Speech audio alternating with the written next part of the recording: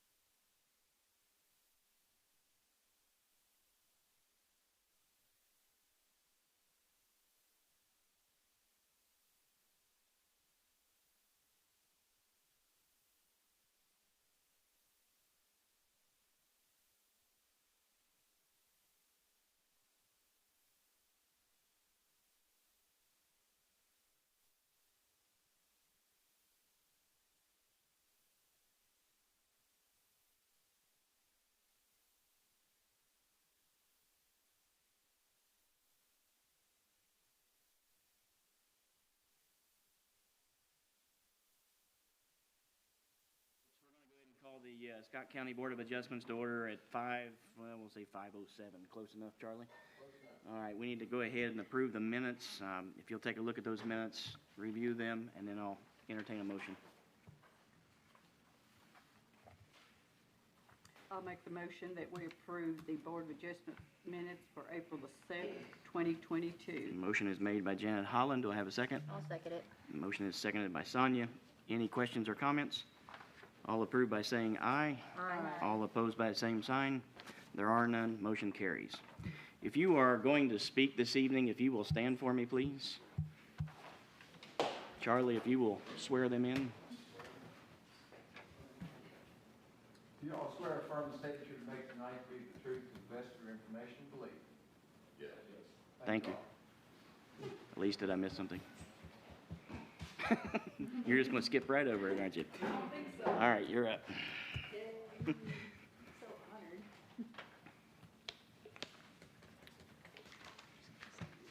So we'll hear the old application first, S-2022-19, Lestania Dulce. Elise, go ahead. This is an application for variance to the side yard setback from 50 feet to 30 feet. Previously, it was for 50 feet to 10 feet, and after discussion with the applicant, the amount of variance was reduced by about 20 feet. At the property address 1027 Rogers Gap Road, it is a 32.4 acre property, and staff currently recommends approval, but obviously you guys make the choices around here. I just give my best foot forward. This is an aerial shot of the property. It has a narrow neck as it kind of goes down the hill a little bit towards the creek, and up on the top, or closer to the top of the hill, is where an existing residence is. And previously, the application was, or an application was filed and approved for a secondary dwelling on the site, and then this variance would assist in the construction of the site, we'll call it. This is our statutes for reviewing and requesting variances. There are three factors we need to consider and we need to find evidence of prior to approval of a variance.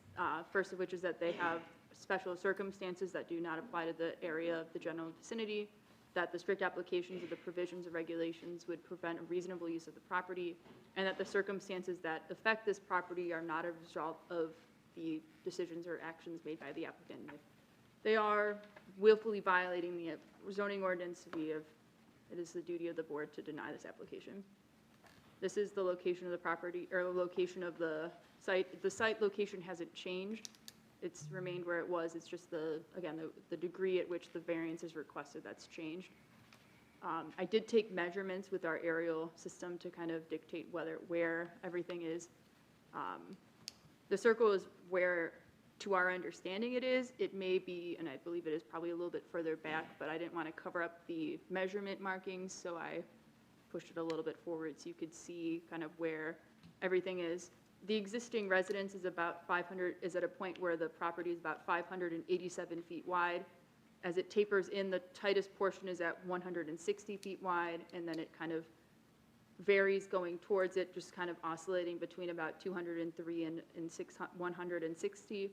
And then as it goes to the rear of the property, just increases from 160 to thousands of feet in length. So the project site area is an environmentally sensitive area when you're considering the just the rear property of the portion of the property from the approximately 160 feet wide property back. It would be considered significantly sloped, but it's not atypical of this area. Other residences are able to build on this property seemingly without variances or without knowledge of the Board of Adjustment.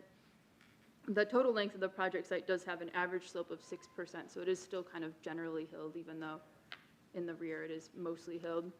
It would not adversely impact the public health, safety, or welfare, nor alter the character of the general vicinity, so just satisfy that statute. It's just whether or not the circumstances are unique for this site, or if not, and staff believes off of preliminary review of the site that it could meet the findings requirement of KRS 100.243, which is why at this time, staff recommends approval of the variance application subject to the three conditions we typically see for variances: that they adhere to local regulations that are issued by our office, that they adhere to federal, state, and other local regulations that are not explicitly reviewed by our office, and that they obtain a building permit. That's all I have. I'll go. Any questions for Elise? Mr. Chairman, if I may ask one question. I know you said you moved the circle location up a little bit so it wouldn't conceal the measurements. But it says right behind where you got that this parcel is 174 feet at that point. Why would they need any variance with 174 feet in width? I mean, All they need is 50 on the side, that leaves 74 feet for the house. yes. You're not wrong. I can't argue against that one. I mean, that's a If- very valid. If I can back up on that question too, what hampers coming down on the 302 section or below that?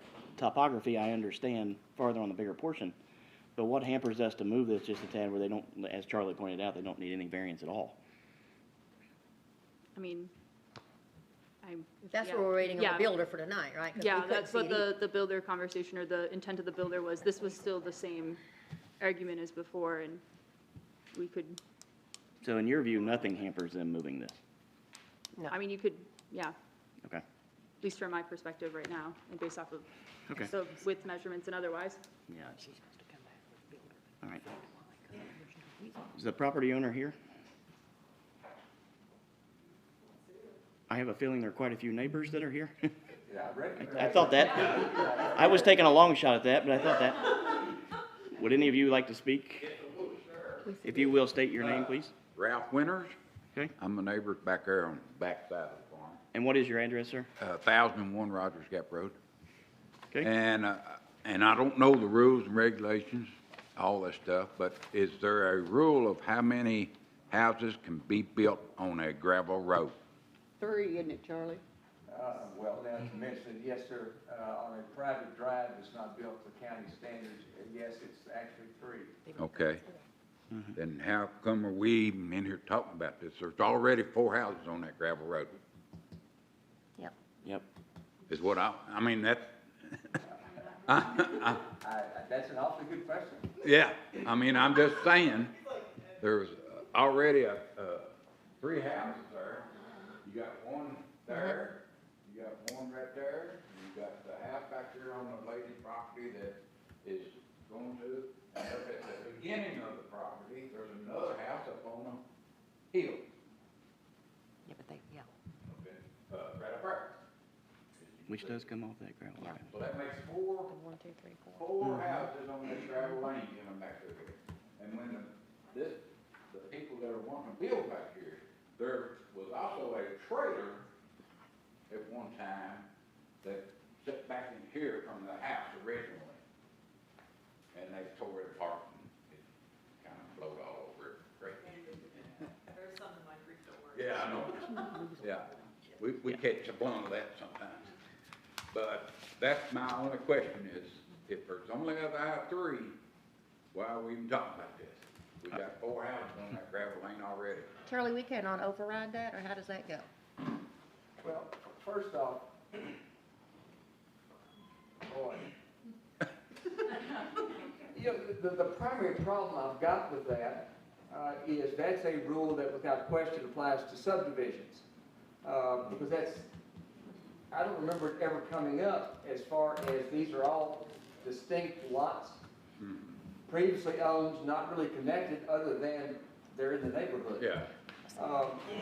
And it bothers me that, although I certainly understand it, because there's a reason why we don't let them subdivide in a subdivision and make it all like, you know, a private drive more than 3.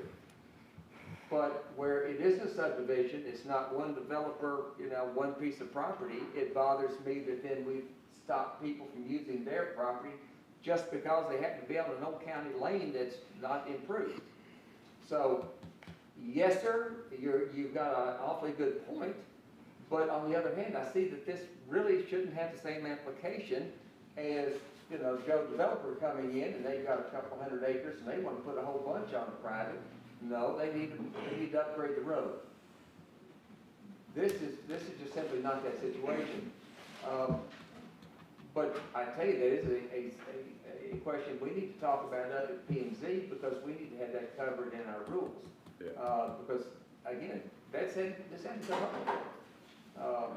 Some substandard county roads we've had that problem, and they've been allowed to go ahead and build up there. This is, I'm not sure this is even as nice maybe as some of those, I really don't know, I'm not. It was all original, the same farm one time, Well, but that was. and then they subdivided it up. Yeah, and, but again, that's not Yes. subdivision, and that's what that other. Right, I understand that. So basically, that's something that I think the board needs to consider. Would it be like more of right of way just to get back to that property in the back, or? I'm sorry. Oh, From what I just recall of the description last time, this is, at least at some point, becomes a little more than a driveway, doesn't it? Yeah, it's just a driveway that goes Yeah, back there, pretty much. Boy, that's, I hate to say it, that's a hell of an argument. And that's the first time we've had that situation. So if we were gonna be sticklers, I would say you're right and we need to end it there. But as I said, I just think that's a problem when that's a long time use. There's farm property back there and in fact, this person's 30-some odd acres, couldn't be used anymore. yeah, Man, I find that pretty daggone hard yeah. to say, yeah, you can build a house, but you gotta go back and pave that driveway to county standards. Even though this isn't a subdivision, there's not gonna be income, we would like to think, developers are gonna get when they subdivide. We'll just have to leave that question on the table and try to figure out what to do with it. Does it have an impact, the fact that that whole gravel road is owned by the applicant? Because she said that is hers, she put it in and she upkeeps it. I mean, it's all on her lot if you look at it. She did say that. Yeah, see, if you look at, Well, that's and all sir, hers. if you could Those stand are up for a her minute. lane. That's on her property, but I'm assuming that's an easement that you all have used for years. Oh, I don't know about the people that actually live back there. This is my property here. Right. I live over here. Oh, and you exit somewhere else. Yeah, I got my Okay, driveway. okay, But you all were- right. But that is a gravel driveway, and the way the map shows here, it is on her property. But I don't know if they have a deeded right of way to come, to use that on these other people's property. I may have opened up a whole can of worms here, but. Yeah. I may be the- Next time, don't bring your words in here. I may have to move next week, but, but I just want to No, know it's a very about the good question. road. That's a very you good know. question. We'll wait for it. And I've got to admit, I think that does indeed make a difference. Well, wouldn't that be awful if she allows a couple of neighbors to come off her drive and now she can't build a house? Yeah, Man, I think that's even too close to the bone for this hardcore bunch over here. yeah, But thank you for the question, please, Yeah. about that. okay. Thank you. If you'll step up to the podium, please. State your name and your address, please. My name's Bryn Jones. I own 1031 Rogers Gap, which is going to be the property to the left of the blue line, so right up to the left of the circle. So I don't see why, if she put the road in herself and it's maintained, if there's 174 feet there, why can't she just move her driveway over more instead of impeding closer to my property line? And I think that, again, and there are 3 neighbors that use that driveway. There is no other way to get back to those houses. That's the only way they can get there. But, I mean, I know it went from 10 to 30, but if she put the driveway in 30 years ago, why can't she just move the driveway? It's gravel. She could just move it over. And she's not here to actually tell us where she wants the house. How can we even discuss this? Because then not only is she wanting to build closer to the flood zone in the creek, That's what I'm saying. but then her septic leach off is gonna be leaching onto my property as well, depending on which way she turns the house, or onto Ralph's property. If she can't do it, then it's here, or you call in, you know. Since she's not here to tell us specifically where she is Well, intending to put it, how can we even discuss this? Yeah. When I took a picture of where I think that the circle is, Yeah, Is that green line your fence line? There's a white fence line I followed back there. Where is that fence line at? if you look at this green here, That's where the white fence line is. So the darker green at the bottom is like the flat area of my property, Right. and then that whole blue line that goes up is a creek bed that floods. Okay, So where she wants to build, the left side of the red circle is basically like, it would be 30 foot off the creek that floods up. yeah, I saw it, okay. I'm going to interject to Sonia's last point, though. Did she call the office and let you know she couldn't be here? No, I have heard. She knew when the meeting was going to be? Yes. All right. If I might Now suggest, notices went out again. All right. Which we were discussing. if I might suggest, just on his face, she's got 170 feet, and unless, there's a rocky face, unless there's something, in fact, that's precisely why we asked her to be here this Right. time, to have her builder explain why she had to scoot it up at that Yep. point, 10 feet from this lady, not, you know, the 50 required. My suggestion is, she's not here, the evidence is pretty damn, excuse me. See what you've done to fix Ralph's been around a long time on that property. Strike our attorney cussing on the record, would you? Yeah, and I just think we need a motion, Agreed. to deny. All right. And then she needs to get her building permit, have the proper setbacks and build her house. So I know there's plenty of other neighbors that want to say some other things, but I think we're going to go ahead and entertain the motion, and I think we know where it's heading, so we're going to go ahead and entertain the motion. I can make the motion if you'd like. I'll make the motion that we deny application S-2022-19 based on the circumstances that we feel there are other locations that she can put the home in and not have to need the setback. I'll second it. Seconded by Sonia Barrett. Any questions or comments? All in favor by saying aye. All opposed by the same sign. There are none, motion carries. Thank you all. Don't cause any more trouble now. Yeah, you go.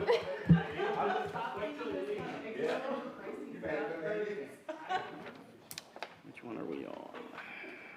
All right, we'll go ahead and move on to S-2022-20, Margot Farms. Elise? Thank you.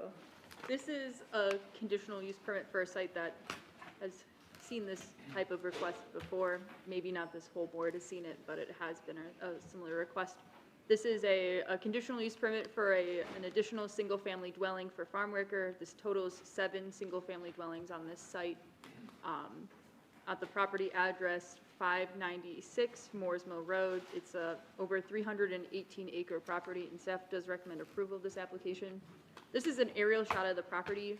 The area outlined in the blue is the property that is addressed, the 596, but it just extends almost entirely, if not entirely, to the Paynes Depot Moores Mill Road intersection, which is how it's 300-some acres. The star is the location of a cluster or a series of existing residences, and I have a zoomed-in photo. It's not that much zoomed in, but it's a zoomed-in photo of where the residence would be placed by the applicant. It meets all the requirements of the ordinance, including setbacks and density requirements. It has 300-some acres, and if they were so inclined to subdivide portions off, they would be able to satisfy the density requirements for the A1 zoning district. As a result, staff recommends approval of the conditional use permit with the 6 traditional conditions of approval that are associated with this. I should have changed a couple numbering things. I'm used to it only being 2 dwellings instead of 7, but the first 3 of which are, where the first 2 are complying with all regulations. The third is if you sell it, you lose the right to do this. 4th is if you change conditions. 5th is if you is requesting that you build at least 100 feet from current residences. And the 6th is that you receive health department approval for the septic system on site. Besides that, that's all I got. Any questions for Elise? Pretty quick one. Is the applicant here, or a representative from the applicant? Okay. Anything you would like to share with us? No, just if there's questions. Okay. Any questions for the engineering group? Just one note, I'm sure some of you though were here, I think last time, it hadn't been that long. Yeah. But they've had these worker residences before, and they've done it's just a gorgeous Yeah. thing, so. Yeah. All right, in that case, I will entertain a motion. I'll move that we approve application S 2022-20, a conditional use permit for the 7th secondary dwelling for farm workers at 496 Moores Mill Road, subject to the staff recommendations. Application or motion is made by Sonia Barrett. Do I have a second? That's 596 Moores Mill Road, isn't it? Instead Did of I 4. not say 596? I thought you said 4, but it's 5. 596. All right, 596. I believe Rachel seconded the motion. Any questions or comments? All in favor by saying aye. Aye. All opposed by the same sign. There are none. Motion carries. I'm sorry, who seconded it? Rachel. Oh, thank you. All right, moving on. Application S-2022-21. Looks like Stuart Hughes and Jessica McQuaid, Triple J Farms. Elise? Thank you. This is an amended conditional use permit application to expand the business operations that are existing on site to include commercial kitchen operations in a newly proposed structure. Just to be kind of completely transparent, they have submitted a preliminary development plan with the Planning Commission, and it is subject to being included in the June 2022 agenda, subject to corrections and other things. But they have submitted a development plan for the site, so there's a condition related to this if this does get approved that does address that, and it has been mentioned. I'm not going to read the parcel number off. It's off of McClellan Circle. Sometimes it pulls up the address, sometimes it doesn't, so I did include the parcel number. The property is zoned A1. It has 312 acres. This is an aerial shot of the property. Despite this being a 2019 photo, we don't have a picture of the McClellan Circle, but you can see that McClellan Circle kind of bisects the property. It would be on the Long Lake Pike side of the property. It would not be on that interior to the McClellan Circle portion of the property. This is a better shot from Google Maps where you can see McClellan Circle and the road's a little bit better, and the area circled in red is where the location of the operations would be occurring at. This is the development plan that's been submitted, and I'm just going to kind of pause here. They're looking to add just a kitchen operation to the site, allowing for the preparation of food and food-related entities. We have seen something similar with this with Whispering Woods Riding Camp, looking to expand the amenities that their business offers on site. And this is a similar one, just not all in the same building. This would just be a facility there. The operation hours would be seasonal, May through November expected, with daily hours from 10 a.m. to 6 p.m. Monday through Friday, and 10 a.m. to 4 p.m. on Saturdays, closed on Sundays. They expect 1 to 3 staff on site at any given point, and the entrance would be off of McClellan Circle. A lot of these details on parking amounts, entrance locations, signage and lighting, landscaping, and those types of things would be addressed in the development plan process. This is just to determine whether or not the use is applicable. Again, the development and the actual construction and the grading and all the pieces and fun parts of the process that y'all don't really need to see is really not what's in question right now. That'll be addressed if it is heard on the June meeting in the Planning Commission. When we review, this is considered a home occupation. The residence is not on the property. It's just on an adjoining property. It's the Hughes property specifically. Home occupations, we make sure that they're incidental to primary use of the property. They have no exterior evidence, or they don't generate excess pollution, light flares, noise, glare, vibration, truck, and other heavy traffic. While it doesn't always satisfy these requirements, we do allow for these home occupations to exceed the definitions wherein. So again, not on an adjoining property, not really inside of the home, but it is on a home main property, and it is a business that is looking for their expansion. We believe it fits with the rural character, and the use would benefit the area to have some more kind of rural entities and otherwise. And as a result, staff recommends approval of a conditional use permit subject to the 4 conditions above. The first 3 of which are those which are typical of the conditional use permit, and the 4th, which would be the development plan, which would address concerns with, again, parking, traffic, entrances, lighting, landscaping, et cetera, as well as utilities access to the site. So that would be addressed soon. Okay. Any questions for Elise? All right, is the applicant here? Come on up. State your name and address, please. My name is Jessica McQuaid, and our address is 2287 Long Lake Pike. This address is now the back side of Long Lake Pike that runs parallel to the 1524 McClellan Circle. Okay. Farm with my dad, and this is just an expansion of our farm operation. Is this the red building that's sitting back there? Yes. Oh, I'm just happy. Sorry. I'm just happy to know what it is. I pass that building all the time, and my wife said, "What is that?" I said, "I don't know." I'll tell you. Now I can go home and tell her. All right. Any questions for Jessica? All right, no questions from the board? All right. Thank you. Anybody else that would like to speak on this application? You haven't had any concerns or calls or anything on it? I've mostly had people really excited for expanded operations and stuff going on the site, and just kind of like, what's happening? I'm so excited. So it's mostly positive reviews, no one really being explicitly concerned that, I don't know, crazy stuff would happen on site. All right. In that case, I will entertain a motion. Everything good with you, Charles? Yeah, one thing that need to keep in mind, conditional uses aren't defined strictly like they are in the urban areas. It just simply says bigger, you know, they can be bigger in any respect. So what you then deal with is, all right, is it kind of farm related, which this clearly is, you know, traffic and all that, well, not all that acreage, you know, and a major highway out front, so, so no, that, I have no concerns with it. All right, do I have a motion? I'll make the motion that we approve application number S-2022-21, the Stuart Hughes property, approved with the 4 conditions of approval, staff recommendations. Janet Holland makes the motion, and I'll go ahead and second the motion. Any questions or comments? All in favor, say aye. Aye. All opposed by the same? There are none, motion carries.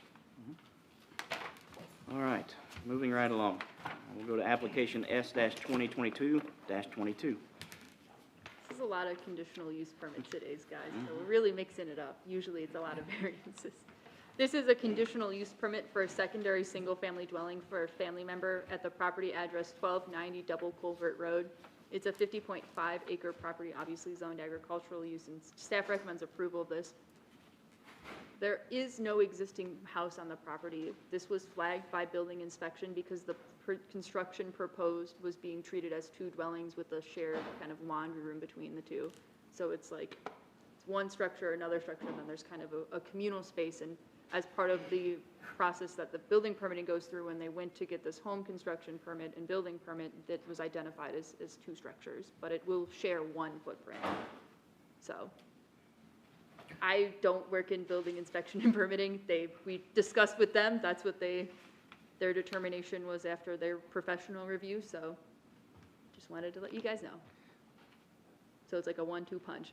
This is the location of the home on the property. It'll kind of go out and around the property address 1310 Double Culvert Road with the use of a driveway and otherwise.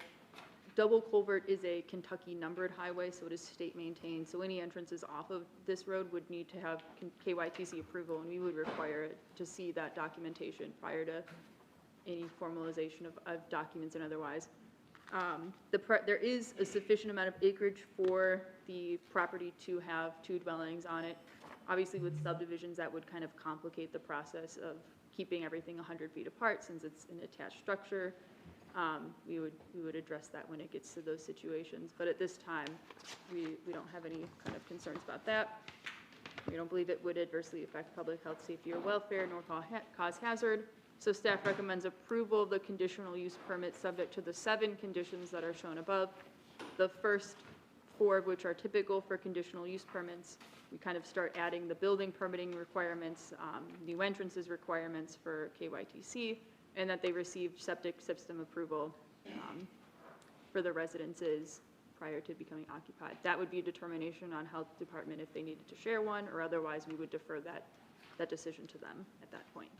But overall, we do recommend approval. All right, any questions for Elise? Yes. I do have a question, just for my own education. So this is 2 residents and it's 1 footprint, and obviously I saw 2 kitchens, 2 diners, or Yes. whatever. Are there 2 different addresses? Not at this time. We So- can add a condition where they would be required to have 2 different residences, or how, So it becomes 2 assignment. residents because they have 2 kitchens and all that stuff? Is that what designates it as 2 dwellings, Charlie? I'm assuming so. And I You know, can't versus believe- putting your mother-in-law in the back for you. Yeah, you yeah, know? as opposed to, you know, having Yeah. her, you know. mother-in-law like- suite or Yeah, yeah, otherwise, that's what I'm put them on the garage. I guess they wanted an upgrade, I don't know. I can't even imagine this. We've had 2 questions tonight we've not had in the last 40 years. Don't, I just simply may have to leave here in a minute. The only problem that I really have with this, How and do you and it's separate just a technical kind of thing, one of these days, they and mom aren't gonna be living there, and I cannot imagine them getting a variance when all there is a breezeway separating. So they're gonna be selling this thing as a, you know, pretty big, complicated And house. there's not 100 Mhm. feet separated. Yeah, because they don't have the right separation. So, I mean, as far as the use, I have no problem with that whatsoever, because, I mean, if you're bringing a family member in, that big separation is actually a problem for most. But, boy, when they decide to sell, I just don't see a variance anywhere coming. It'll have to be, as I'm saying, so it'd have to be one dwelling then. They're gonna sell this as one nice big country home. Can they So- though, if it's already been labeled as two? I have a friend who's in the same situation, asking me, could this be done? That's why I'm asking. The building permitting told us it was our I have a problem. mother-in-law And that I was like, can don't move know in what with I'm them supposed if you to would do. like. That'll make it better. I mean, it Just send her on out there. just seems strange moving forward in the future, that this is two, and we've had other ones that are one, and like, how on does public this record. impact us? Like you said, I've never heard this before. Yeah, but as far as this application, I've got no problem. I'm just Great. hoping they think about the future, because I don't see a variance in that future. And good Lord, I'm not gonna buy something, two houses joined together with, no. But anyway, that's fine. It's a big house. I don't know how we would address that. You would have to consider some type of extenuating circumstances clause if and ever when it would show up. And we would not want two different addresses, because that would just, That would complicate it worse. Yeah, it would likely, just I thought maybe that was the definition. sure thing, just everybody sorts out the mail as it comes in. Big. I don't know. Sorry, I was just trying to It's wrap okay. my head around it. Any other questions for Elise? All right, the applicant's here. Would you like to speak if you want? Anybody have any questions for the applicant? Janet? All right, there's been no complaints, Elise, or anything like that? Okay. Just more about why are they asking for a second residence? There's not even one. Yeah, And I'm I can just see like, that. well, I don't know, man. Building permitting told me it had to come here, and I said, okay. all right. In that case, I will entertain a motion. I'll move that we approve application S, I'm on the right one. S 2022. 2022, a conditional use permit to allow secondary dwelling at 1290 Double Culvert Road, Amy and Rob Kennedy, subject to the staff recommendations. and Sonia conditions. Barrett makes the motion. Do I have a second? I'll second. Janet Holland seconds. Any questions or comments? If not, all in favor by saying aye. Aye. All opposed by the same sign. There are none. Motion carries. You can take your kids that are extremely bored now home. Yeah, it's been a Very long cool day. leave, though. You're welcome. All right, we'll move on to the next one, S-2022-23, Hubert Cottle. Elise? Thanks. This is another conditional use permit for a secondary single-family dwelling for a family member located at the property address 501 Morris Road. It is a 34.36 acre property off of Morris Road. I don't know why I started that sentence that way. This is an aerial shot of the property here, so it is off of a shared driveway situation, and it is the rear back property. The project site does have sufficient acreage to satisfy the requirements, and it would have sufficient separation between the existing residence and the proposed residence should this be approved and need subdivision at a later date. Sorry, my circle's a really bad circle. I tried my best. I don't know what happened. It just got messed up. There's a sufficient distance, and otherwise, the distance would probably not be optimal to have them be on the same health department septic lines. They would need to just work with the health department to ensure that it had septic access. And that's already a typical condition of approval, and if not, we can add it. We recommend they get an address from the GIS department since they're two independently functioning, two different footprint dwellings. We gotta remind you guys that that was an anomaly. And so we do recommend approval of it. I failed to include some conditions of approval on the staff report before I sent it out. The one on the board would be the correct one. It's the typical 6 we see for the conditional use permits. The ones that this is missing is the null and void clause and the health department clause that is not on the staff report but got lost in the fray. And so I'd like to make a note of that if we do go with conditions of approval, we will need to add condition 5 and 6 from the presentation. Again, if you move to approve or not, you can disagree. But that's all I have. I did have one call this morning, just pretty much saying, I really like this, I'm not gonna be there, take my name and my address, they should be able to do this. So, before we address that. Any questions for Elise? You want to speak if the applicant is here, which I think you are. He's my dad, I'm his son, he was just, they told us we have to be here. Just like your blessing. You're not here for fun? All right. I like to speak for Charlie for the other people. Ours is a little different. We live on a shared driveway. That's my brother's right in front of me. It's a family driveway. he owns it, and they still told us we had to get this conditional permit. He couldn't give me 10 acres to build on because I had to make it county road. Well, So there you go. Kind of opposite of what I just wanted to bring that up. They told me I had to do that. We like to keep everybody on their toes. I'm not gonna be around. All right, We just don't know what dance to do. that's exactly right. I just need to help for the upkeep of No problem. Any questions for the applicant? No. All right, in that case, I'll entertain a motion. I'll make the motion that we approve, application S 2022-23, conditional use permit at 501 Morris Road, subject to the 6 staff recommendations. Do you want to keep 5 and 6 in there, or? I recommend we do. Okay. It's a failure on my part to not have that as a staff report. Okay. They are the typical ones. All right. All right, Rachel Vulcan makes a motion. Do I have a second? Yes, I'll second. Janet Holland seconds the motion. Any questions or comments? Charlie, you got the 5th and 6th added, correct? Yeah, we'll get them in there. Okay. If no questions or comments, all in favor say aye. Aye. All opposed by the same sign. There are none. Motion carries. Thank you. I'm sorry, who's second? Janet. All right, moving right along. S-2022-24, Adam Franklin. Elise? Thank you. This is a conditional use permit to operate a landscape business at the property address 1116 Old Oxford Road. It's zoned A1 agricultural, but it is an undersized lot for the agriculturally zoned areas. It's an old lot that just kind of got grandfathered in, so it is undersized. It's 1.76 acre property. Staff does have a recommendation of approval on the board. I'll kind of get into this a little bit further. We'll get into it further. This is the aerial shot of the property. Just some context on the situation. There was an application for a variance submitted from the applicant, the current owner. As part of the application, we were reviewing the current activities on the site and noted some alarming inconsistencies in improper storage of materials that should be stored better, such as kerosene and batteries for electrical vehicles, and evidence of a landscaping business operation. So on March 17th, 2022, the office issued a notice of violation in a window in which they needed to become in compliance and file this application or cease operations of the business on site. This application is a response to that notice of violation sent by our office. And they did get it in on time, so we do, I guess, congratulate that. Sure.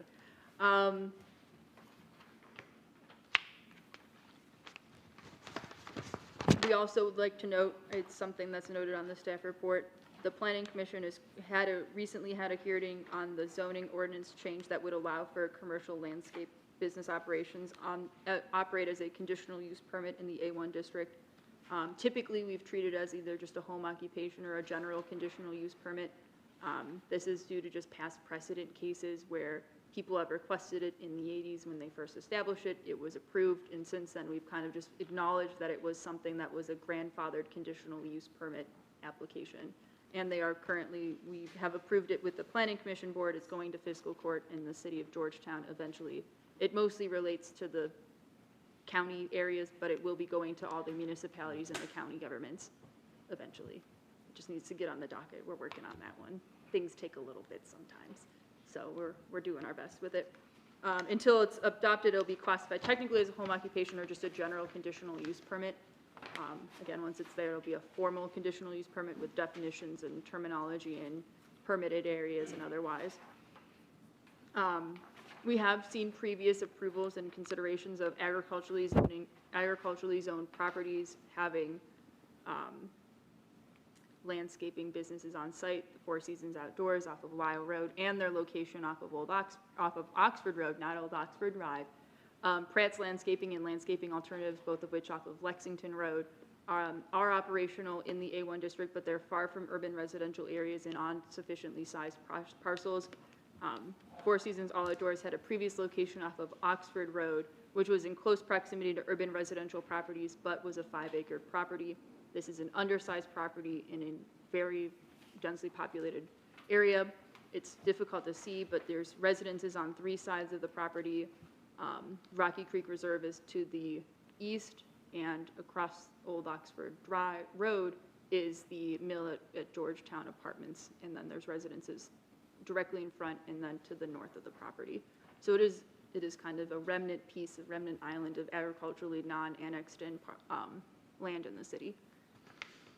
The applicant lists, this is a really hard to read document. The applicant lists 8 employees as the current and expected maximum employed at the business and at this project site. Most employees arrive on the site at 8:30, set up vehicles, and leave for the site around 9 a.m. to attend to various offsite projects, and the workday usually ends around 4:30. There's no indication of the burning of landscaping materials, and staff did include a recommendation to restrict the number of burning, and otherwise we'll kind of discuss that when we get to the conditions of approval. But after further conversations with others on staff and concerns about the proximity voiced by surrounding neighbors of burning items in large uncontrolled areas, there are concerns that having or permitting burning may be more of a hazard than we initially anticipated for that site. So if this does eventually if it does get considered for approval, there may be room for discussion on whether or not the burnings would be permitted at all or not at all. And if they were permitted, we would have to have restrictions on timing and otherwise.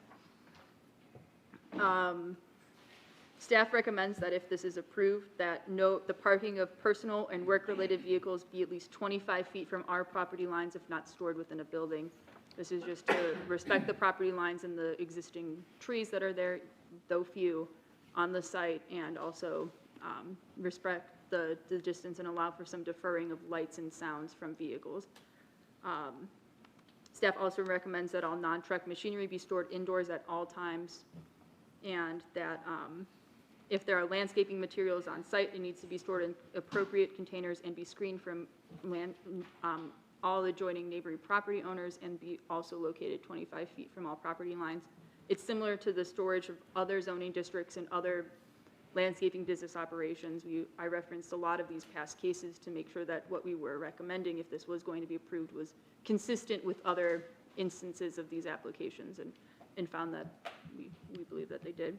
Under no circumstances does staff endorse the storage of hazardous materials in outdoor areas, let alone in urban residential areas. If the applicant intends to have hazardous materials on site, including but not limited to gasoline, batteries, pesticides, and other chemicals related to landscaping business operations, they must be stored indoors and within appropriately rated containers to prevent any leaks and spills and threats to the surrounding areas. There's a barn on site, and there's some lean-tos on site that they're storing some outdoor equipment, but they would need to be in a structure. They would need to be secured on a concrete pad and rated for the chemicals that they are storing, if that's approved. All electrical equipment must also be stored inside of properly controlled structures as defined by state building code regulations. And addressing some concerns on its urban residential location, there are residences on 3 out of the 4 sides of the property, the active subdivisions and individualized residences. Operations of a business on this size, there's no really way to mitigate a lot of the noise and sound just naturally, so we recommend some type of screening. In the staff report, I include a 6-foot fence should be of a sufficient height and opacity that would allow for these purposes to be satisfied, so preventing light coming into residences, and otherwise we can also consider doing further mitigation if we believe that that is insufficient and an appropriate alternative may be appropriate. And we did include that in the conditions of approval. We also like to note when staff went on site, which I have the photos here, it is kind of a panoramic shot, and I have a series of photos here. The area where the vehicles are noted as parking, which is in that red adjoining the 1130 Old Oxford property, is almost full up of residents and cars, and I believe there's 8 personal vehicles on that road. Staff recommends that at some point there's going to be not enough space for the amount of cars and vehicles and machinery required for landscape business operations. You're going to grow to a point where the site is no longer going to be able to support that increased activity on that site. So at some point, staff recommends a condition related to the equipment and personnel to be limited at a specific number. We put 12 in the staff report as it is currently 8 individuals on site right now, at least according to that. And I believe that is an appropriate thing to mitigate the impacts and the activities and the light and the sound and the general increased workload by having all those people on staff. Just some type of mutual understanding that at this point, we need to start looking for alternative locations that aren't in the urban residential area and are of sufficient size, similar to the previously approved landscape business operations. These are just some photos from the previous shot through. So this is the brush pile that they have, some storage of materials, one of the lean-to structures with small backhoe. There's also a wood chipper in that area. And then this is just the visibility and screening. So you can see on the picture facing Old Oxford Road, there's not a lot of natural screening, and the residences that are across the road are able to view into that property and are likely having some negative impacts. Again, this is purely speculation on this. I haven't heard very much from that side of the road, but it's also apartments, and it goes to the tenant owner and not the individual residences. We'll address notifications later, or that type of thing later. But it's very exposed area, and then on the property portion facing Rocky Creek Reserve, you can easily see vehicles and windows and spaces. There's not a lot of adequate tree coverage, which is why staff is arguing for and strongly believes that some type of barrier needs to be constructed of appropriate height and opacity, such as a 6-foot tall fence that would prevent the light and sound and comforts and would protect the character of people living in the Rocky Creek Reserve and then the apartment areas. It could adversely affect the public health, safety, or welfare of the surrounding area if some of this needs to be updated. There are just concerns on if you're storing vehicles, if you're having these activities, if you're having a lot of light, it's disrupting people's lives and interrupting livelihood. It would likely alter the character of the general vicinity. Again, you're having a lot of activity. There's a lot of noise, there's a lot of impacts. As proposed, the layout of the business could have a low impact on the neighboring property owners. We haven't had a huge volume of complaints right now, but we have had some issues with surrounding property owners from Rocky Creek Reserve, and just a couple comments from people on the mill at Georgetown about the conditions on that site when they're looking out and they're seeing a lot of noise and hearing a lot of things. So it could have a low impact. Again, I think there needs to be additional mitigation to further reduce that impact, but at some point, staff is uncertain that not all the mitigation of the world, you can't build a bubble around a site. And staff wants to be reasonable for the applicant, but also reasonable for these property owners. Again, certain activities related to the proposed use in conjunction with that size of that property may negatively impact neighboring property owners, including burning waste material, vehicle and machine operations in the morning, unsightly piles of waste, potential odors. It goes on. There's an et cetera for a reason. In light of that, staff does recommend approval just on the general idea that if we can get these conditions to stick, that they would be appropriate, and it could be an appropriate use in that area.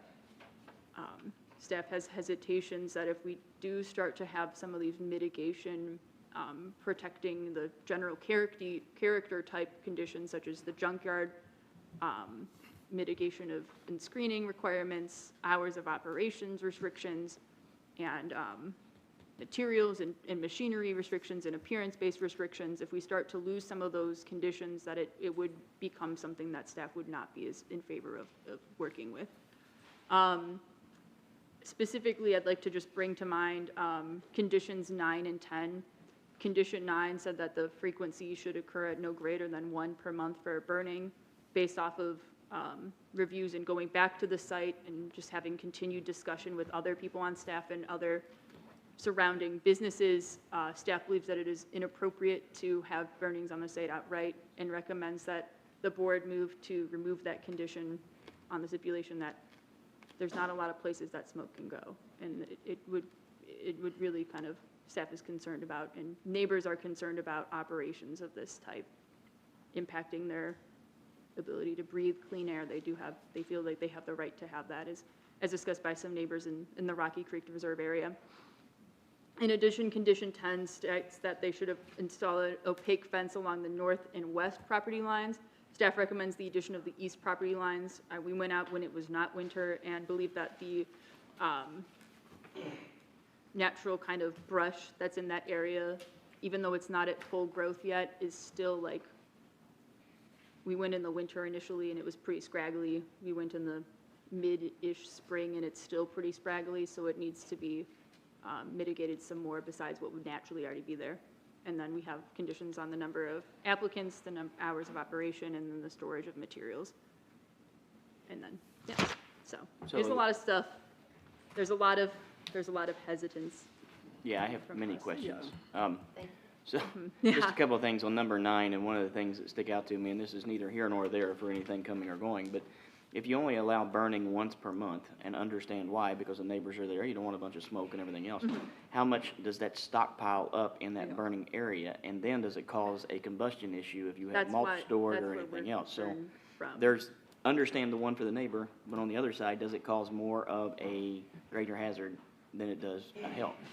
Hang on, we'll get there in just a minute. Hang on just a second. I'm asking Elise is, do we know, does that cause a greater issue, and how much is going to be stored there at any given time? Have you discussed that with them? I have not had any significant noted correspondence with that one. There was an email conversation, if I can pull it here, where that portion of the brush that was on the site was from a previous owner, and that the brush piles would be removed and there would be minimal brush going forward, and that they would possibly be using a small wood pile to make a hot dog roast and minimal fires at some point on the site, so it would not entirely be business related, but minimal brushes, it's difficult to quantify, and I don't know. I don't have a solid answer one way or another on that one. I have minimal brush at the house, and they told me no, so that's my curiosity. Yeah. And All who's right. gonna police all this stuff? All right, let's get to, thank you. Anybody else have any questions for Elise? Not at the moment. All right, I'm assuming, Mr. Obermeyer, you're going to represent? Well, he can answer questions, I can answer questions. I'm trying to look at the email thread because she had sent a lot of these, Before we get started, one Yeah. thing, just for record, Mr. Obermeyer and I had a business relationship, 3.5, 4 years ago, something like that, with a business that I own, so just for clarity's sake, we do know each other, we don't work together now, so how's that? Okay, trying to bring up the emails that we had discussed. I mean, there's a lot of discussion about the burn pile. Two things, staff was told, I believe, that a lot of that waste was from the previous owner. It was vacant before that. This is a huge brush pile when I acquired the property. And two, I believe, when those two piles are gone, there's no real plan to keep brush on the property. Correct. So, you know, Like the picture she showed, I haven't burned over there in over a year, so that's like a year of accumulation of debris. And I called in the fire department, and one of the three I burned 2 nights ago, and it burned in 2 hours, it was gone, 2 hours. Yeah. And do you plan on bringing any more brush onto the property? Minimal, like that, again, that's a year. I mean, I don't know how we could police it, but it would be very minimal. Like, I've got another dump site I can go to, in Lexington that I pay for, and then I've got one at my mom's farm in Harrison County. Elise, is this the property that we had that a fire got out of control at 1 or 2 times that we discussed? I would not be able to quote that specifically. I mean, we don't. Okay, I couldn't remember. Okay. Now, I was gonna say, do you know of any that got out of control? Yeah, Yeah, okay, I followed it. well, they've done that for me twice, so I can't say. They've been there and helped me I mean- get the fire going even better, to burn it up quicker. Right. More education thing. Right, okay. I was just asking, I couldn't remember. Sure. But I was just conferring with my client, you know, they're offering minimal burns. He's willing to have no burning on the site. This really isn't an issue here. And a number of others, I mean, if you have any other questions, but, I mean, I've got a 3-year-old and a 6-year-old. I mean, I'd like to go over there and maybe do like a hot dog roast or something like that, but as far as like to dispose of it in a way of burning, I don't have to do that. It's not an issue. yeah. And he plans on building his home there in the future. Okay. Well, moving forward, if we did look at this with all the recommendations that have been listed, what would be your timeline? Looks like we're gonna have to put in concrete floors, you're gonna have to build some buildings, fencing. I mean, there's a lot of work to be done. I can, And you're not operating now, correct? You We did are. You are operating now? I mean, to call it an operating business is to stretch the definition. I mean, Well, people, he said they were operating. Yeah. well, I mean, I thought they ceased operating. It was a final conditional use permit or cease operation order. Yeah. Oh, he did file. Okay. right, So it we was filed so the, it was kind of like We're there from like, with an asterisk on it, it's an operation. we're roughly from like 8 to 9, and then 4 to 5 is the hours that employees are there. I mean, I go over there and tinker around, but it's not like we're all over there all the time, like we're selling something or have signage or something like that. It's nothing like that. there's gonna be no signage. As far as it being, More What, storage. excuse me, no signage? No. as far as it being a residential area, I mean, that's true, but, you know, to the south, there's a multi-acre lot, and a number of the other residential lots in the area are also zoned A1. And, I mean, effectively, if you're gonna put these kind of restrictions, I mean, not these kind of restrictions, he's fine with the restrictions in the staff report, but if you're gonna prevent any kind of business like this from being on something that is still zoned A1, you're essentially making it a residential lot without saying so. I do have a question, because there's a proposed building on the site, right? So you're gonna I build. did Before this, I don't know what you call it, but before this meeting, yes. I Yeah, proposed it. it's this one that Yeah, it's 60 hard to by read, 40. but that's why I'm trying to read Yes. it. Hey, what is the size of that building? 60 by 40, so Okay. 60 feet by 40 feet, which would house, currently, I could have everything under cover right now, but even if I built that structure, it'd be even much nicer and neater. And forgive me, I'm just trying to learn as we go along through this process, but you have 6 parking spots listed as employee parking, if my eyes can see me correct. But you're saying 12 is needed, I was told 8, and we put a cap at 12. so there's a cap at 12. What happens when you extend to 12? Not Where do gonna they go? Not gonna, so you're only gonna have, I don't want to grow. But we already have 8. I'm done. We already have 8. okay. So at 60 by 40, where is this building going on the property? If you'll pull up the map, I'll show you. So, I'm just gonna. Yeah, that's fine, go ahead. So my goal is to have a building like this, which is why I wanted that variance, much like this gentleman's got, to be able to put a building here, and then eventually I want a house, kind of how my neighbor has his, an angle like that, to do a house here and a pool. Like a 2-car, transfer that to a 2-car garage, basically, essentially. Okay. But my goal is to eventually live here. It's just convenient now that I can store my tools there Sure, now. okay. He mentioned a variance, but we're not here for the variance We're tonight. not, We're but he just here to brought it up, where, establish. what the Yeah. building. Well, I was where it just would be. asking what it That's was. all, yeah. I think they determined last time that you had to get the use permit to get the variance, because you couldn't have a variance for something you couldn't do. Yes. I think it was, you can't have an accessory structure without a principal structure it relates to. Right. Yeah. I remember since I read a lot of it. Well, but also not while you're in active violation. Yeah. Which I understand from the notice that kind of muddies that theory a little bit, because they said apply and keep working.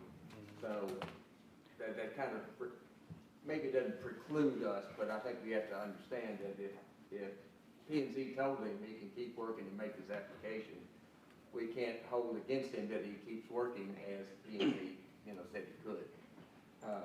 But yeah, an active violation is the main reason why. But yes, it was also, you know, principal use, you can't give variances for secondary uses. Yeah, my goal for the variance was to even make the property more attractive, just to be able to store even more equipment in a nicer structure.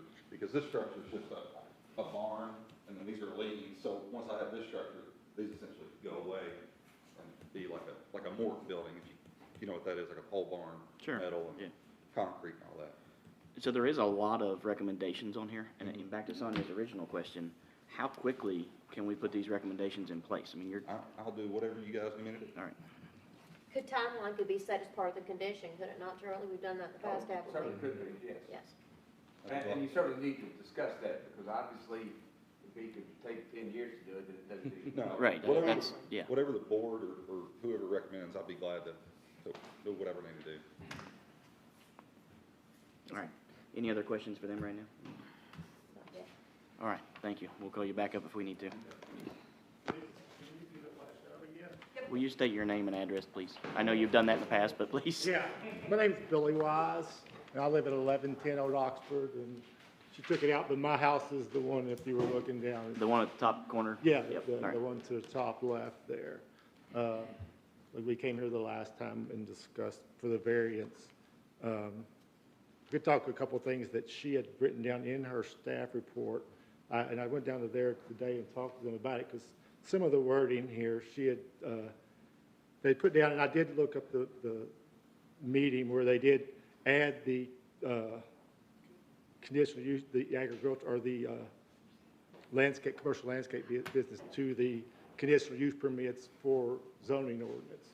There was a whole list of items on that already existed, such as a cemetery, public park, commercial feedlots, slaughterhouses.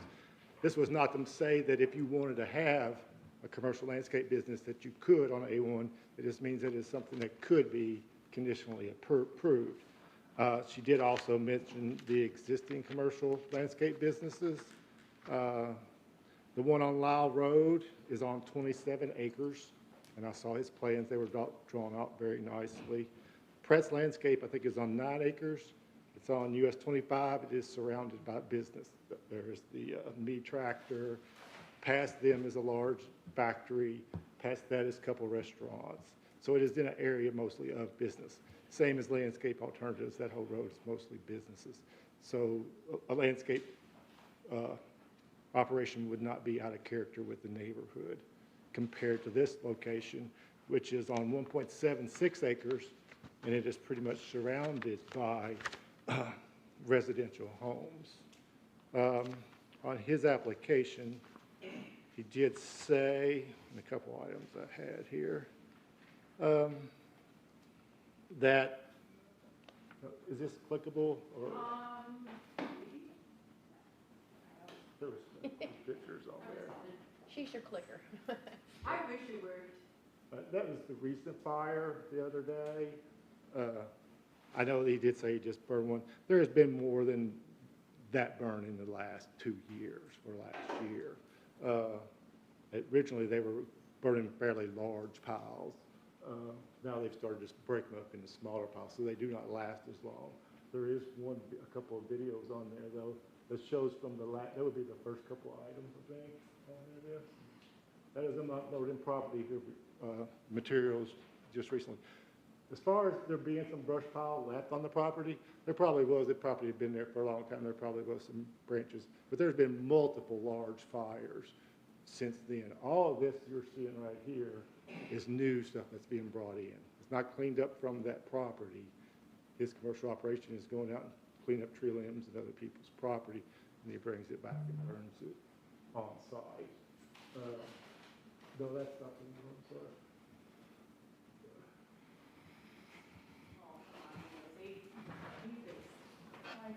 Very top one, right there. That may be the second one down. Yeah, I'm sorry. They're not worded, so the third or fourth video. It's not that. That's where it's cleaned up, maybe the next one. Yeah, this is the next day after that burn. These are usually so large it gets pushed into a pile. It had rained quite a bit, so it tamped it down, but that'll sit there and smolder for a day. This last one didn't smolder for that long because it rained pretty hard for 2 days. There's nobody there right now, and that smoke just kind of drifts through the neighborhood. I happen to live downwind, so I'll get up more of it than others, but that smoke does carry out there. And some of the pictures that we could get, as far as employees, I do have pictures of more than 8 people. Could you go back to one more, ma'am? One more. As far, in his application here also, he put down that there is no refuge on the property. There's a dumpster that is next to my fence. He was keeping it in the back of the property, but they wouldn't pick it up in the back of the property, so you had to move it back up. And there's always been a burn pile. So in his application, he stated that there was no refuge on the property, but there's always been refuge on the property. This one's them actually training employees. They put the cones out there. So new hires, I guess, are trained on operating the equipment. There's not that's the front view of it there. Can you go back one? Those are the properties that back up to the property. The next one is my neighbor's property. And in this next one, then. This here is his other business, not contracting, it's in Adam's name also. That says what they do. I've not seen any concrete or asphalt work happening there. I have seen some forms for concrete or forms that could be used for concrete, but I don't know for sure. But he has two businesses, and both of them are operating out of the same location. And I like Adam. I know his plans are to do a house. I'm fine with eventually having a house. His plan is too much of a sketch. I don't think it's more of an idea than a plan. Where he's talking about putting this building, I think it's going to take up way more of his property that he needs to build a house on than he thinks. He shows this building, of course, they're all sketches of being located in his house and pool and all of us being behind this building. But that's my feeling. If you go back to the one that you had up originally, not my pictures, but your overview picture.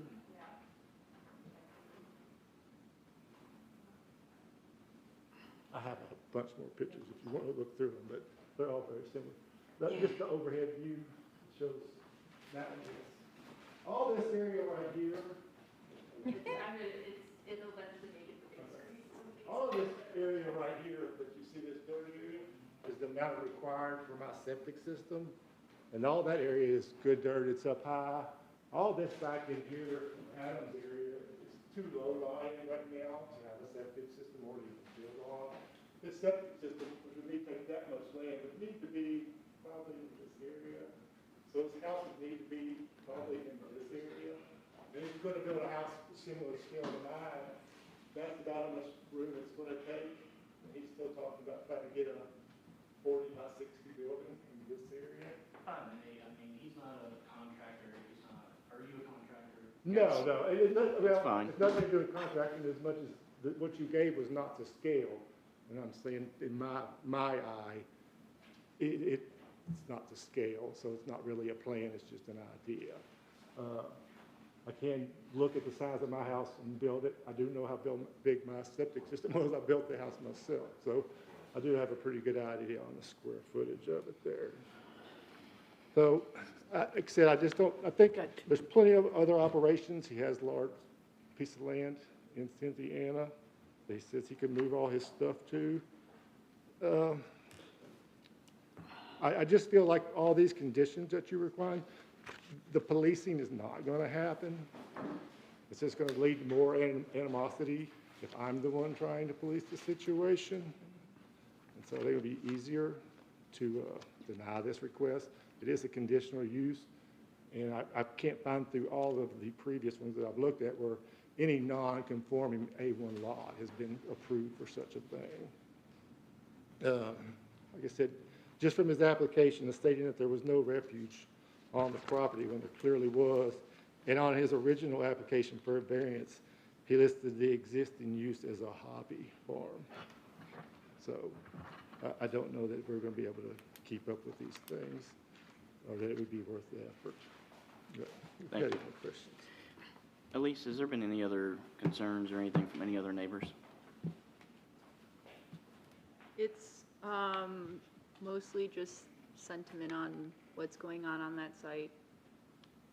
What's the smoke coming from? It's a little bit bright sometimes. It's very low. I think it's like 1 or 2 people from various surrounding properties that have just voiced general, we'll call it smaller public nuisances, but they are technically nuisances in the definition. So, Okay. nothing huge, nothing explosive, but definitely something. We're just kind of like, what's happening here? What's going on? What kind of concerns of the dense population, guys? Charlie, there's a lot of concerns on this application, legitimate concerns. We need help, guidance. Well, The burning, the noise, I was worried about the size of the property and the population. Trying to cram all this in the middle of the neighborhood, basically. in a residential Yes. area.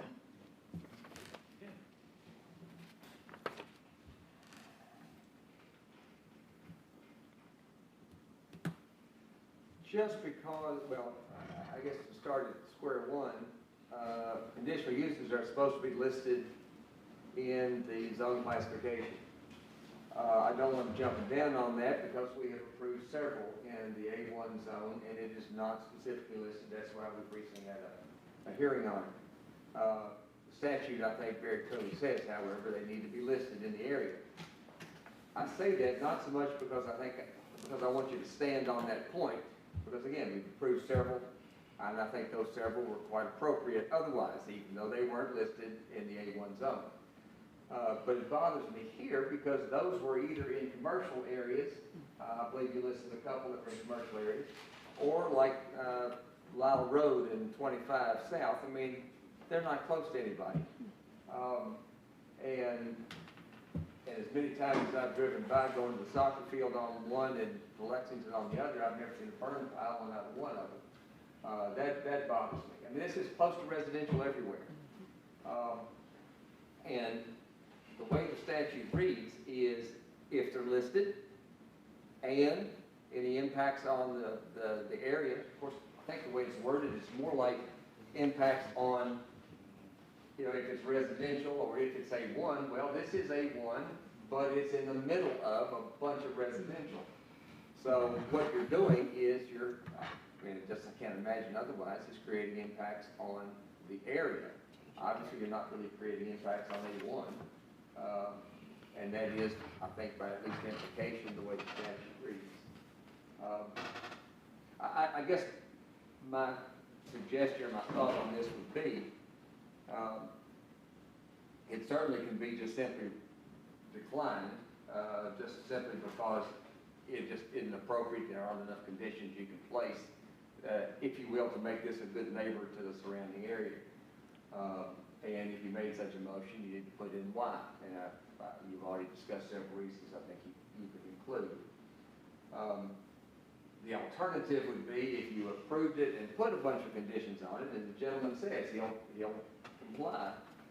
You got to keep in mind, enforcement of that kind of conditions takes people we don't have. So it might be an irregular thing, and it might be the way we can enforce some other things. Neighbors have got to be the ones that, you know, are the eyes and ears. Now, is this too big a job to, you know, put that kind of imposition on? On the other hand, if you hear the application, you hear the plans, and you think that's reasonable for him to be able to do, and you can put good conditions on it, have at it. I think you're going to have some significant conditions. It bothers me that the conditions, you know, don't burn but once a month.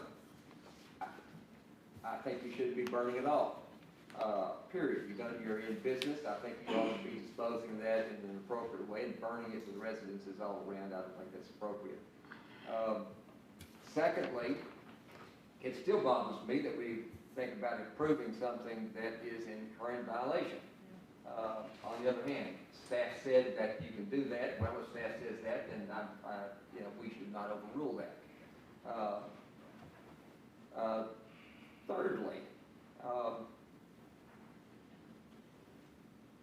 boy, I do wish the plans and all, you know, were a little more specific, and they showed, for example, screening. I just can't imagine putting this in the middle of all that residential property and not have screening. I mean, I just think there's just a whole bunch here, and I think you've got to be very detailed. And if so, then absolutely great, because my personal philosophy is we need to let people use their property. We just might need to put up some buffers and, you know, some other things to make sure that it doesn't impose on others. So. Good. Again, I would be glad to put up any type of buffer. And then the burning issue, which he's obviously very concerned about, I can cease that tomorrow. I do have 2 piles that I would like to get rid of. They burn in 2 hours. The smoldering, I can take care of that in a matter of seconds with a Bobcat and just smother it out. I can get a dumpster there within a week to haul it out. There'll be no more brush there at all. The buffer, I could do a 6-foot, 8-foot fence, whatever. All these properties, the reason these properties too right here do not have fences is because this is such a substantial growth and vegetation that there's no fence needed. Hell, there may be a fence in there now that you can't even see it because it's older and was a farm at one point. But if this is such a nuisance, why has this person come to me personally and said, no problem, I have no problem with what you're doing? This person, this person, this person, and this person. Nobody said anything, they're actually in support, they're not here, but they've not had any issues and they're not here.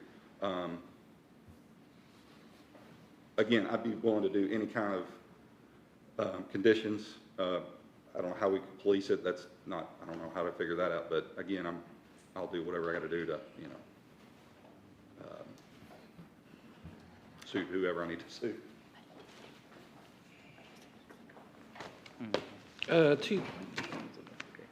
If I may. Go ahead.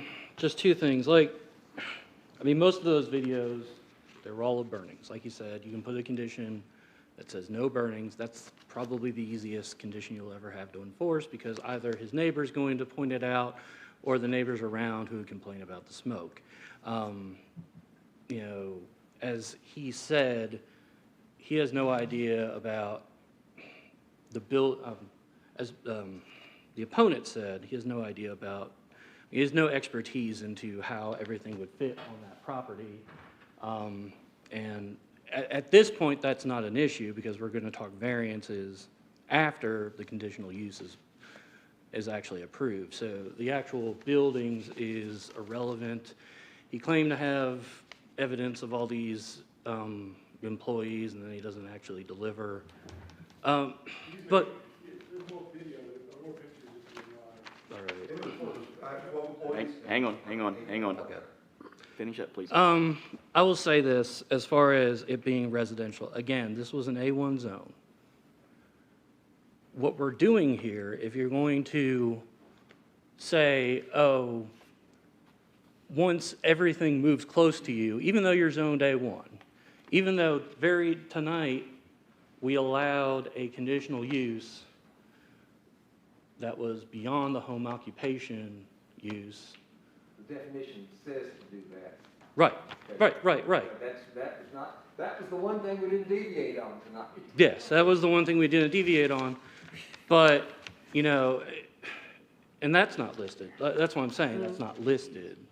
And you're talking, what? A1 zone. Yeah, you can do a home run. Go beyond. Right. Boundaries set in. Right, but then you were talking about it again, and I didn't follow your discussion as to why this would be not on the list and what we approved for the Hugheses would, I guess. That's on a farm. That's not surrounded by residential. But That's a farm product sale, which we've been approving. We've got those all over the county, and they're a tremendous asset to the county.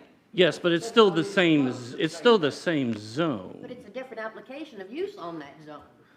But if the definition of,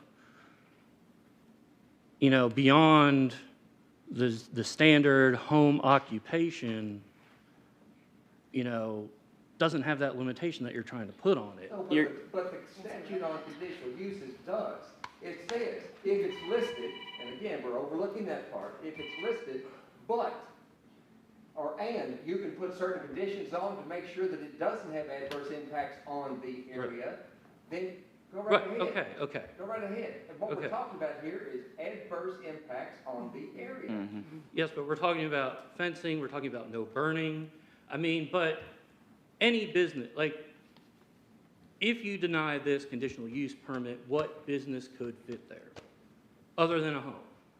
Because you're. One, it doesn't have a business there in the first place except agricultural, unless it's a conditional use and it's on the list and you can approve it because you can have appropriate conditions to shelter or to buffer the surrounding properties. Which we can. In your opinion. That's for us to decide, not you. All right. The key is, you're talking about apples and oranges. I understand the Hughes' property very well. I agree with Charlie and what they're trying to do. You're talking about 300 acres compared to 1.7 acres with surrounding properties. But I guess my problem is, if the issue is it being 1.7 acres, what conditional use could ever be on there? You've essentially made it a residential district. The issue is trying to accommodate all the recommendations that would have to be in place in order to protect the surrounding homeowners. Not only this gentleman, but even the ones who are happy now, and understand, okay, even the ones that are happy now, they may not be happy tomorrow. So we have to protect the people behind him, in front of him, and beside him. Has nothing to do with a big farm. He's right in the middle of all these homes.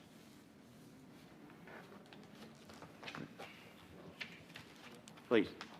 I just want to comment on what he's saying. He seems to be saying that since it's an A1, if it's not allowed to use a conditional use permit, then what use is it?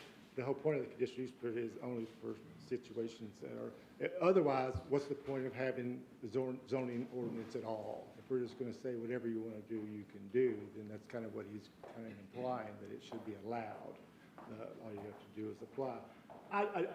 I can't speak, I don't know all the people behind, I don't think that everyone is happy with the situation. Well, again, before we get into that, hang on, okay? So before we get into that, it doesn't matter whether they're happy, they're upset, they're ticked off. That is irrelevant at this point. He came to speak, you came to speak. What we have to do is make sure that a year from now, people are amiable with whatever conditions we put in place or we don't. Or at least they're reasonably Or protected. at least they're reasonably protected, And right, And I say protect them as much as we can. right. You know, a buffer, no burning, storing equipment. I mean, I'm sorry, at the end of the day, if the person up here that says, man, we love him and he can do whatever, that person may move out in 6 months. Absolutely. And somebody else may come That's why I in. say, let's do all the conditions. But I guess one thing too is we're here to protect you also. We've talked about this in the past. If Sure. we put 25 conditions, it's gonna cost you a lot of money and a lot of time, and you meet all of those. Sure. Conditional uses are not permanent. We can pull them at any time. So then if you have 4 people moving around you and they all come and we decide we have to pull that, we need to protect the impact. We don't want you investing all this money on something that could be pulled in a month, right? Well, and That's part of it too. we don't know that for sure, but I'm eventually gonna build, I mean, it's an awesome lot to build a house. It is, I mean, it's Much a, like, you know. it's a great lot to build a house. I think that the opposition is very frustrated that I haven't built a house yet. I don't know why that's so important to him. I think it's to increase his property value, is what he's told me before. All right, hang on, before we go down that rabbit hole, and before we start that, yeah, let's stay out of that rabbit hole, because that opens a whole can of worms that I'd rather not get into tonight. So I think the issue at hand, and I applaud you, by the way, for opening your own business and trying to do your own thing. I'm right in the same boat you are, and you know that, Jason. So we've talked about this. I applaud it wholeheartedly, okay? The idea, though, is to protect everybody around you. Absolutely. Okay? Any other questions from the board? Look, at this time, okay, and I've got to be honest, I don't have a comfort level that we can protect all the other homes, whether now or in the future around that, with adding the recommendations that's here and then adding on to that. And it will cost you a fortune that may be ill-spent down the road. Okay? And that's the problem for me. So at this point, I'm going to recommend that we deny application S 2022-24. Okay? That will need a second. I'll second. Janet seconds the motion. Any questions or comments? All in favor by saying aye? Aye. All opposed by the same? Aye. All right. With 3 ayes, aye is me as well. Motion carries. All right. Thank you all. All right. Any other business that we need to take part of this evening? Technically, I know you're, oh, yes, of course, I'm so I'm gonna sorry. grab it out of your computer there. I appreciate You it. bring stuff here, we keep. Yeah, they told me what I tried and the Yeah, photos. Rachel? Really? Technically, I believe we have the election of offices. We've kind of dared. Oh, yeah, it is the taken election it of offices. Technically, but, it did expire at the end of the April meeting when Kim left, because she was the chair.